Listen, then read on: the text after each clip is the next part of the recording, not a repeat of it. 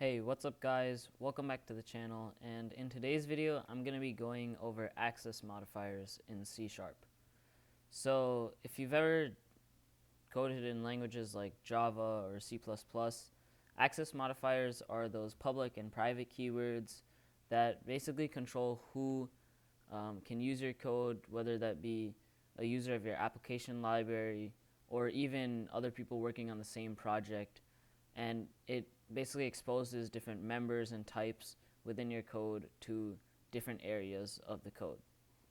So over here, I'm going to be going over all of the access modifiers in C#, and I have this nice modifiers library I've created, which has all of the access modifiers, or examples for all of the access modifiers within it. And I also have this tester library with an empty program.cs within it. So I'm just going to reference our modifiers library. So I have to cd into tester.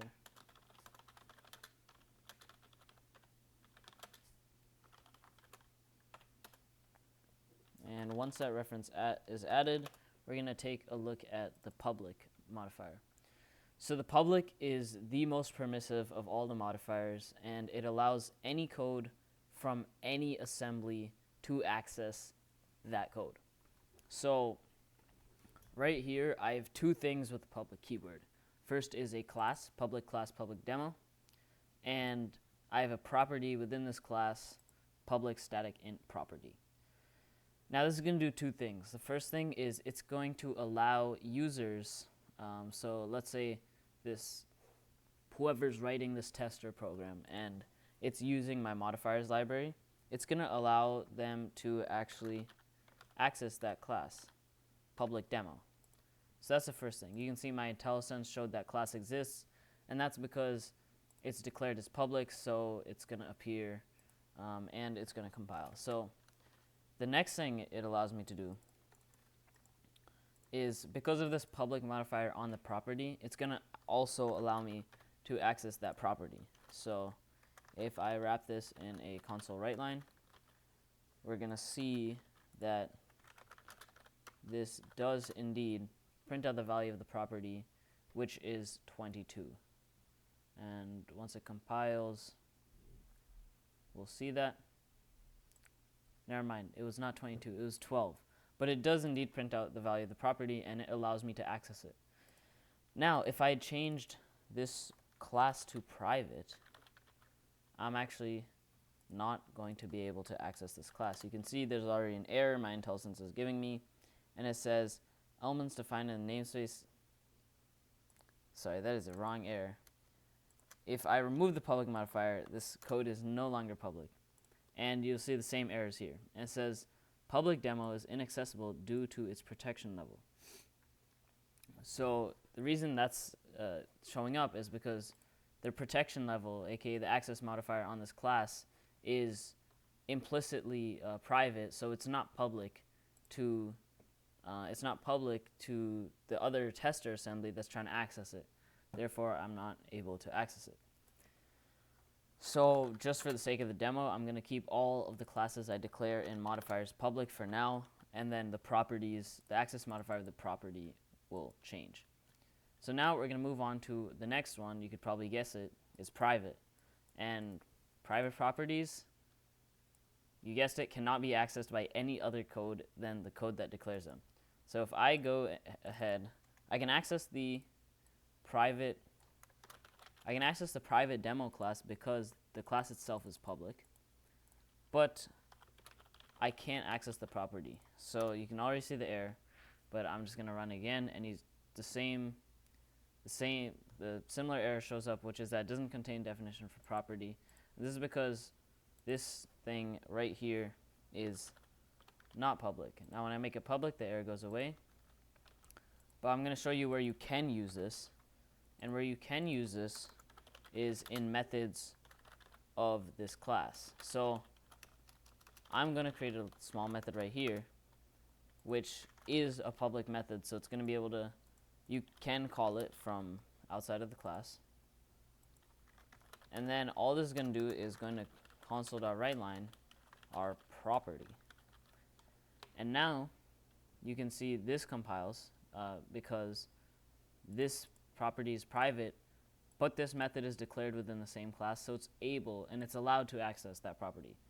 And now since I'm allowed to actually access that method, I can just call print property. Let me comment this out actually, and I'll just do modifiers dot private demo dot print property. And when I call this method, we can see it does print out the value of the property because this method within the class is accessing the property. The next thing we're going to look at is protected. So protected is a modifier that is basically behaves exactly the same as private, except for the fact that it also allows subclasses to access it. So if I write the same method, I could say, actually I won't write the method. I'm going to create a derived class of this, and this is just inheritance in C#. If you don't know what that is, I'll make a video on it. But I'm going to say public class derived or protected demo derived, and then I'm going to actually inherit from protected demo. You can see that if I create a public void print property method, the same thing we did before, I can now console.writeLine the property. I have access to this property because I'm in a derived class of this. Now you can actually also do the same thing in protected demo. So as I said, it's just like private. You can print it right here, except that you can also print it, or you can also access it from derived classes. With private, this is not allowed. You can only access it from within the class. With protected, you can also access it from outside the class. So if I do modifiers, let me just do using modifiers so I don't have to type this. And I'll do protected demo derived dot print property. You run it, and the property will be printed. There we go. Next thing we're gonna try is private protected. Now this is really confusing because this like I told you, private is kind of contained within protected. But what this does is it allows you for code in the same assembly and in the same class, or in the same assembly and in a derived class to access it. So if I went here and if I made a class that derived from, let's go to our earlier example. If I made a class that derived from protected demo, I could write a method that accesses that property. You can see I actually now have access to this property from protected demo now. This is not private protected. This is just protected. I actually have access to that property from within an entirely different assembly. But if I now inherit from private protected, you can see that it says it's now inaccessible due to its protection level. And this is because this is now a private protected property, and this has the same exact, it does the same exact thing as protected, except all the code that accesses it must be within the same assembly. So I can't declare a derived class from a different assembly and access whatever that is. So that's the only difference, basically. And then we're going to move on to internal. So internal just allows you to access code within the same assembly. That's it. So I couldn't access whatever this is, my internal demo dot property. I could do let me put my using modifiers back. I couldn't do internal demo dot, there's no option for dot property here, because this tester is in a different assembly. However, if I went to like some random other code right here, like in the same assembly, in the modifiers assembly, I would actually be able to write internal demo dot property. You can see it shows up right there. I cannot spell. It shows up right there. And that's because this is internal. So any code within this assembly is allowed to access this. So it's basically public, but only to the assembly. And then, like, it does get really confusing, especially with private protected and protected internal. But now there's protected internal. And now you might be even more confused because of what we went through with private protected being only accessible within the same assembly.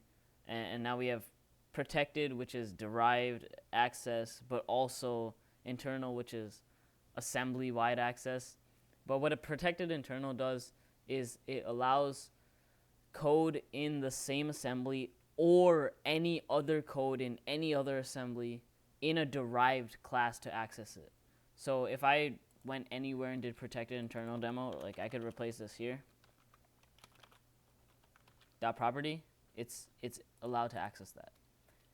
So, and then if I created, now notice this is outside of the modifiers assembly. If I said class derived, and then we inherit from protected internal demo, and we have a void method, we could actually write property. You see it right there. And so the key thing to remember is that protected internal literally just combines the powers of protected and internal. So what it does is internal allows it to be available to all the code within the same assembly, and protected allows it to be available to code outside the assembly but in a derived class. So it just combines the powers of those two things. And then finally, we're going to move on to a lesser known modifier, and this is the file modifier. Now this is pretty recent, I think C#11, so that's the minimum language version you need to access this modifier. But this is a pretty, it has a pretty specialized use case, and it's mostly for source generators. But what it does is it actually restricts the scope of whatever you're applying it to the file itself. So this file demo class can only be accessed within this file.cs file. Nowhere else in the code will I be able to actually access this. So if I go back here, file demo, does not exist. But if I go here and I'll do a class other, and notice this other class has no other relation to file demo except for the fact that it's in the same file. So I'll do public void method, and now you can see I can access this file demo class. So this file demo class is actually only scoped to the file that it's declared in, and this thing can only be applied to types as far as I'm aware. For example, if I tried to change this property, you can see that it doesn't allow me to apply this modifier. It says this modifier file is not valid for this item. So as far as I am aware, you can only actually apply file to type declarations. But if you've ever used the static keyword in C, not C++, in C, this is a little similar to that. It basically creates something that's file scoped, and anything outside of this source file will not be able to access file demo. So that's it for all the access modifiers in C#. These are all of the access modifiers in C#, and these allow you to basically restrict who and what other code can see different parts and different details of your own code. So if you enjoyed the video, thanks for watching. Let me know if you have any questions in the comments, and I'll see you in the next one.